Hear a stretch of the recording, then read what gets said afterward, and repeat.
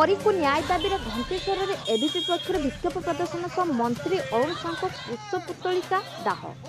अखिल भारत विद्यार्थी परिषद एबीपी चांदबाली नगर घंटेश्वर शाखा पक्षर नयागढ़ 5 वर्षर कुनी झील परी परिवार को न्याय देवा दाबी कर एक स्वतंत्र रैली सह प्रतिवाद सभा अनुष्ठित होइछि।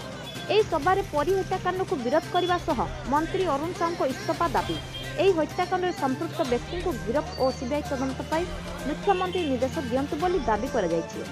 देखो आज घंटेश्वर अंचल आप देखुए आप जो आज अरुण साहू विरोध में आउ सीबीआई तदंत दाबी आप लक्ष्य करते ओडिशा 5 वर्ष कमल जो झीटा तर 4 मास है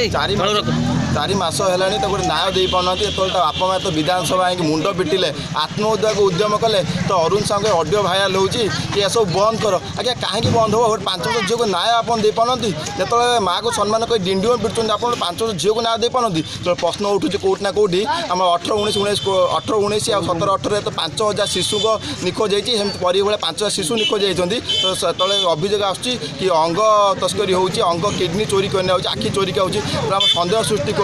अरुण साहू पोस्ट पत्रिकार सरकारी कला मंत्री पद अपव्यवहार कर सब जिन होनी तो सीबीआई तदंत हो सीबीआई तदंत एक्चुअल दोषी आम राजनीति कर आसुना आज्ञा कि एक्चुअल दोषी